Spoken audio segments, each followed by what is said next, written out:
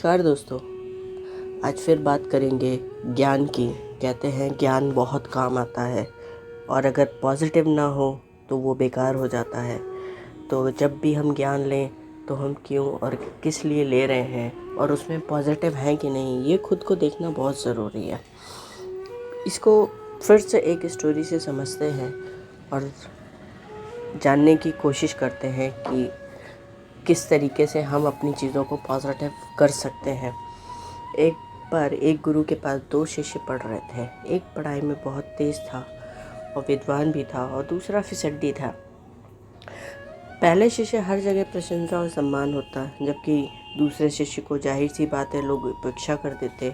एक दिन दूसरा शिष्य गुस्से में आकर गुरुजी के पास बोला, गुरुजी मैं आपसे पहले से ही विद्या सीख रहा हूँ, मैं कब से आपके पास हूँ, फिर भी आपने मुझे उतनी शिक्षा नहीं दी जितनी दूसरे को दी है, इसलिए मैं बहुत नाराज़ हूँ। गुरुजी पहले तो मौन रहे, फिर बोले कि आओ मैं तुम्हें एक कहानी सुनाता हूँ। एक बार एक यात्री जो है उसको रास्ते में प्यास लगी। वो थोड़ी देर आगे गया तो उसे एक कुआं मिला। वहाँ पे बाल्टी तो थी लेकिन रस्सी नहीं थी। वो आगे बढ़ गया। थोड़ी देर बाद दूसरा यात्री आया, वो भी कुएं के पास आया। उसने देखा कुएं के पास रस्सी नहीं है।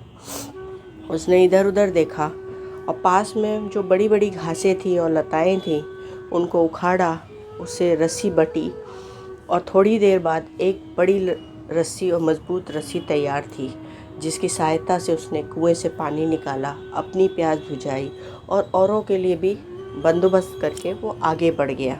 तो फिर गुरुजी ने उस शिष्य से पूछा, अब तुम मुझे बताओ कि प्यास किस यात्री को ज़्यादा लगी थी। शिष्य ने तुरंत उत्तर दिया, दूसरे यात्री को।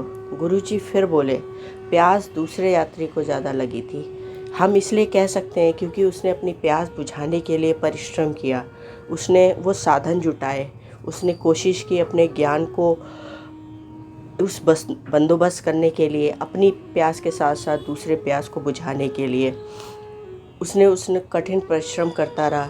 जबकि यही वो जो पहला शिष्य है वो करता है, जबकि तुम ऐसा नहीं करते। तुम पढ़ते हो और भूल जाते हो, लेकिन वो उसको अप्लाई भी करता है और अपने साथ साथ दूसरों के लिए भी पॉजिटिविटी लाता है।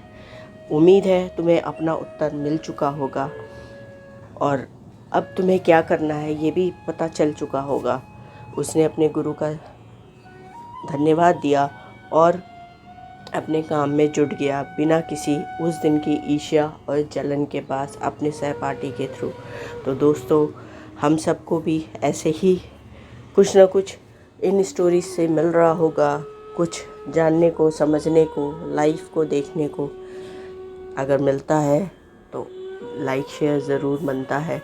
किसी की न किसी की ज़िंदगी में कुछ काम आ जाएगा और अपना नज़रिया बदल जाएगा, क्योंकि जब जब नज़रिया बदलेगा तब तब नज़ारे बदलेंगे।